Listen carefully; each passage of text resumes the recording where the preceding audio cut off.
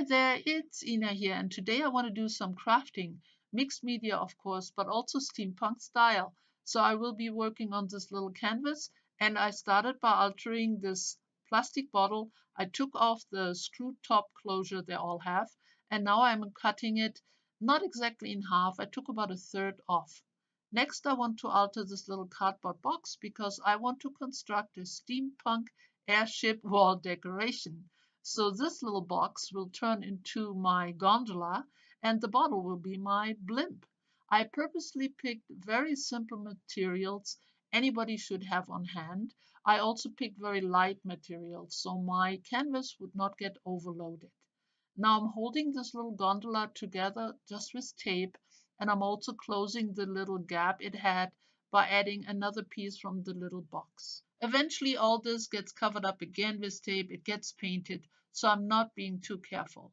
Next, I want to add some elements to make my airship complete. First, one of those half egg kitty toy containers, and then in the back, a piece from the electric department. And now a little hole so I can insert this little funnel for my chimney. Now, right about here, I lost a little footage. I did cover everything in tape. I choose a blue one just because I had more of it.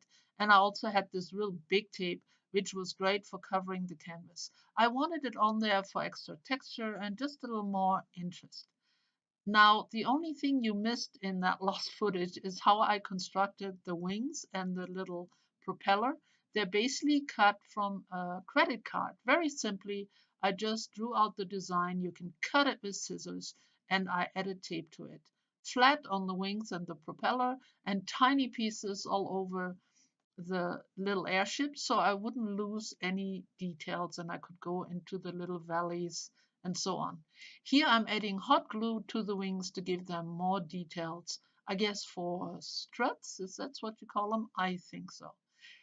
And then I will be adding the little propeller at the back.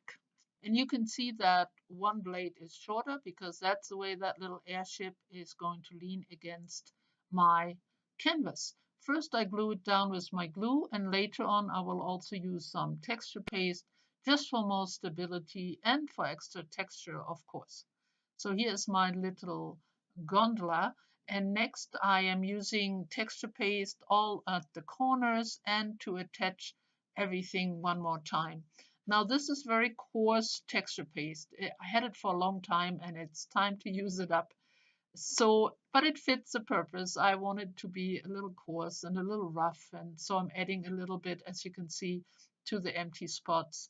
And here I'm embedding some gears, mostly in the corners, some bigger ones, some smaller ones, just to give it a bit more steampunk look.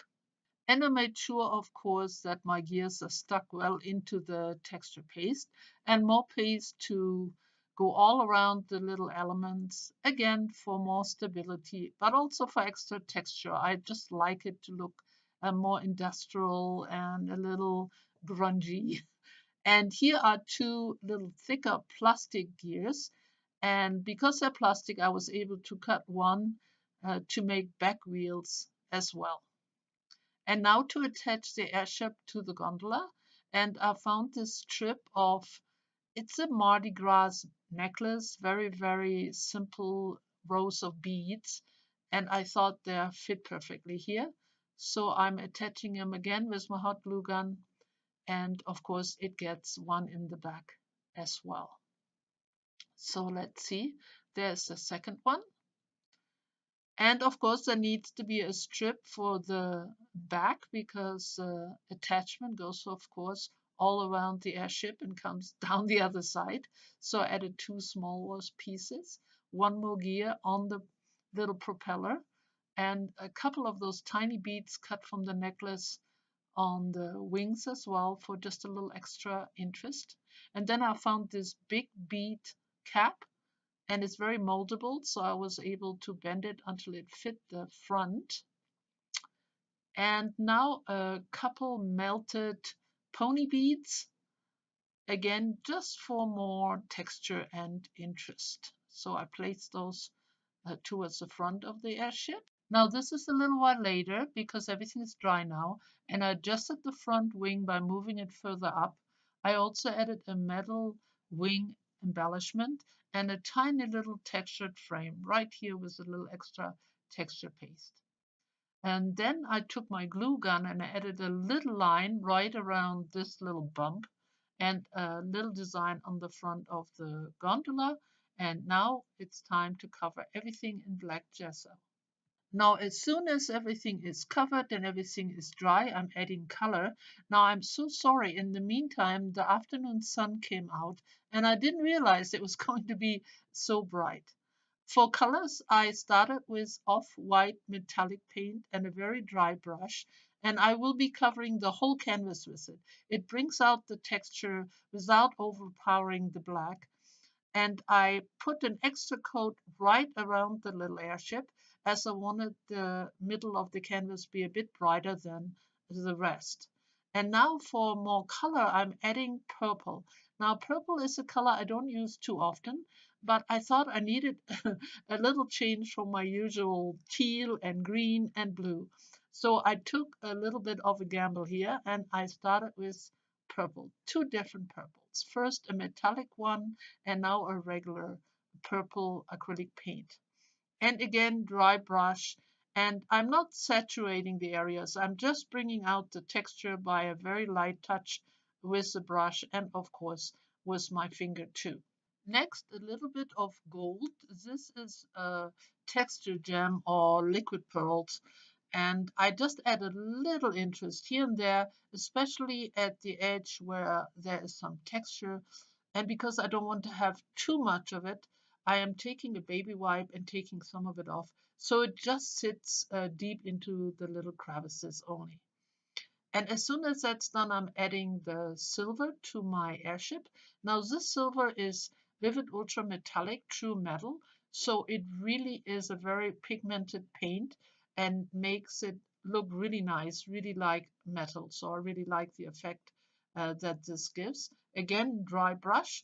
And I use different size brushes to get into the little corners and so on.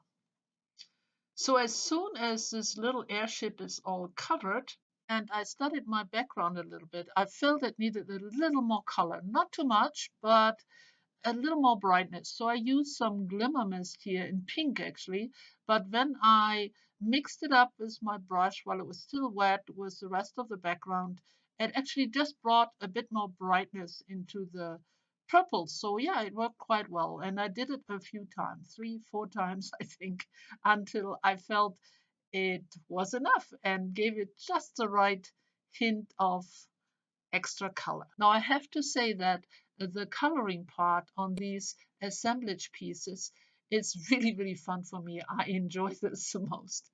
So here I'm adding some white liquid pearl to the raised area on the airship only. Not much, just a little hint on the little pony beads, wheels, a little wing embellishment, the big wings.